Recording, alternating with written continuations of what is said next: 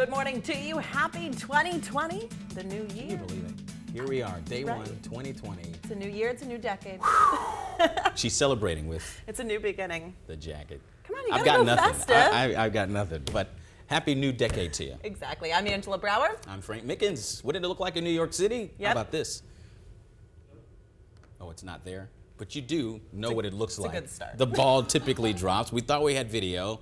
It was the stroke of midnight. They had plenty of people down there. 1 billion people were watching so many. from all over the world to see that ball drop in New York City.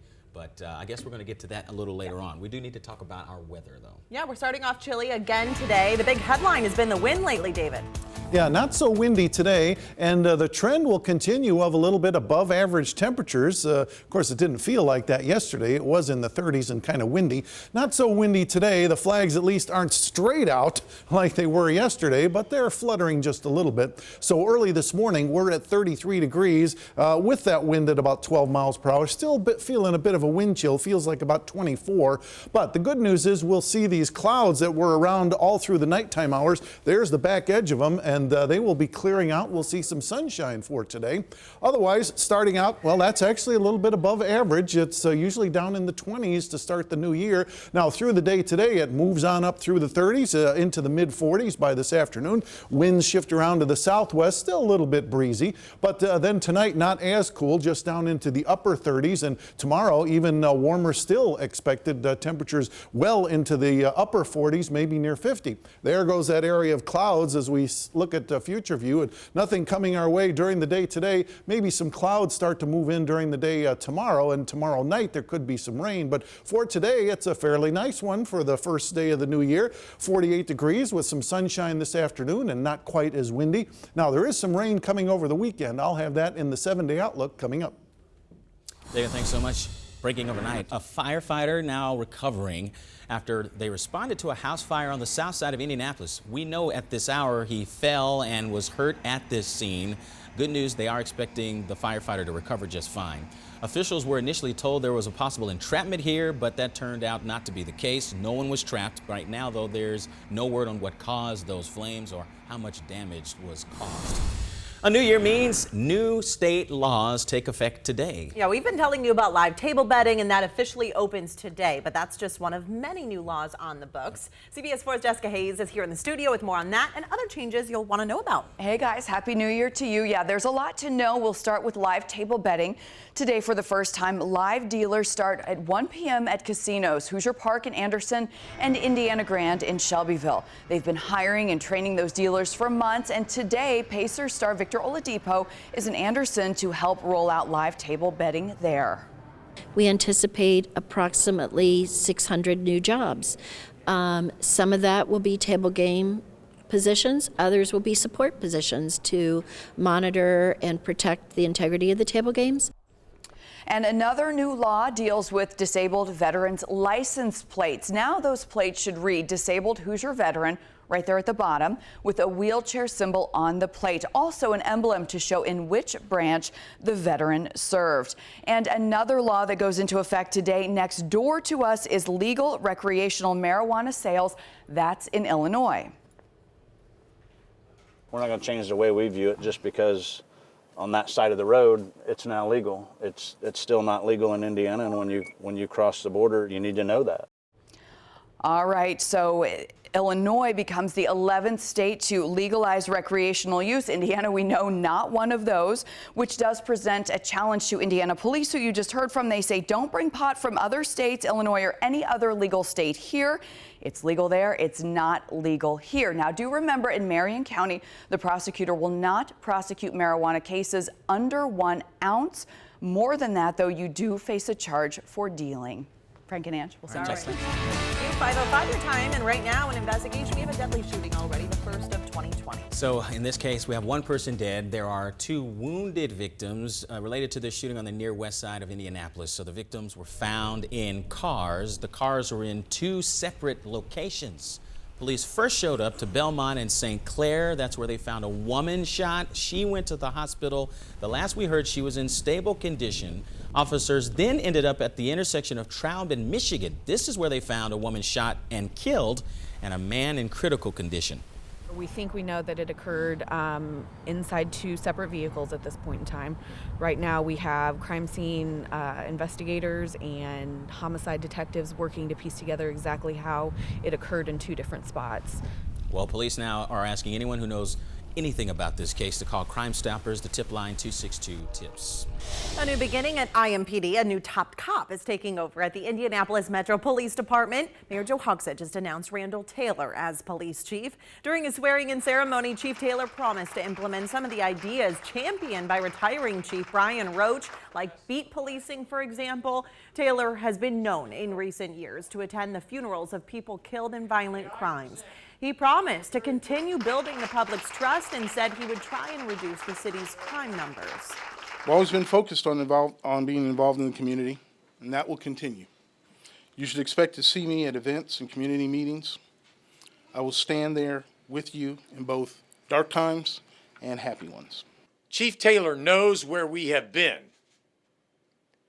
Most importantly, he knows where we are going. As his first formal act, Chief Taylor appointed Chris Bailey as his assistant chief. And you just heard from him, Indianapolis Mayor Joe HOGSETT. He's going to be sworn in for his second term later this morning. This is video of his first swearing in on New Year's Day 2016. HOGSETT was reelected in November. Today in Anderson, the police department's officially under new leadership. Jake Brown served as interim chief since October. That is when former chief Tony Waters was demoted. Brown started his career at the department back in January 1999 at the age of 21. He says his roles have ranged from beat officer to assistant chief of the uniform division. And Brown says his team will continue working with partner agencies to protect the community. The key in all that, something that I sell all the time, is talk, talk, talk, talk, talk. You can't have too many meetings. You can't have too much discussion, and you got to be willing to change, to be objective. So Brown officially takes that chief spot after swearing in today. Happening now at 5:07, the Salvation Army in Indiana needs your help. Its 2019 Red Kettle campaign is now over, and at last check, they were nearly $100,000 short of their year-end goal. The lack of money will impact services the Salvation Army provides throughout the year. These direct services help to change and transform people's lives. We don't want to cut any services because we know that our services are just not life-changing, but they're historic. If you'd like to help the Salvation Army, you can do so online. 5:08 now and happening today. A Hoosier will be honored for her life-giving sacrifice at this year's Rose Bowl. Tristan Hackman was an organ donor, and when she died, May 2015, she saved the lives of 4 people. She donated her lungs, heart, kidneys, and liver. Now Tristan's getting honored on the Donate Life float during the Rose Parade in California. Life is made of his memories, and if you don't have memories, then where's it at? You know, it's true. So we're just helping other people make memories in their family.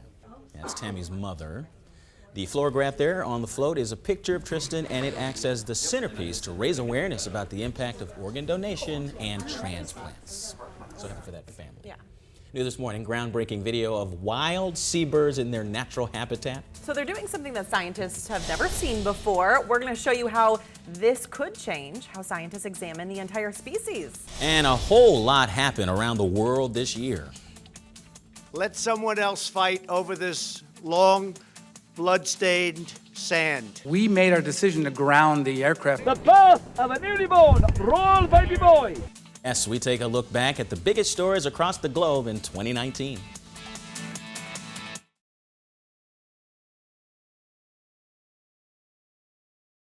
All right. Are we ready? Okay, 3, 2. Right now, Metro Police are busy investigating Indy's first shooting of the new year. The confusing details detectives are working through right now. A thief swipes a bench from a front yard on Indy's south side, but to one mother, they took a lot more than that. Her plea this morning to anyone who will listen. 3, 2. The Pope is trending worldwide this morning after this video surfaced. Do you want to do that again? All right, 3, 2. The Pope is trending worldwide this morning after this video surfaced. The the reason the Pope slapped a woman's hand in Vatican City, and the first weather forecast of 2020. The CBS 4 Weather Authority has a look at what's to come later today.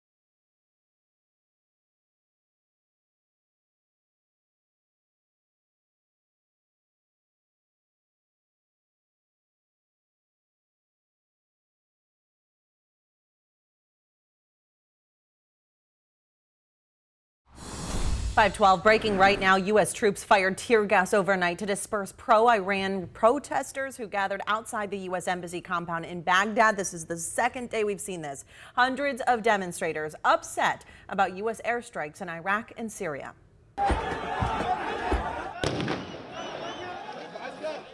So that was the scene. The protesters did not reach the main compound, and there are no plans to evacuate U.S. personnel at this time. President Donald Trump called on Iraqi forces to do a better job of securing the embassy and blamed Iran for the embassy attack. About 750 U.S. troops will now head to Baghdad as backup.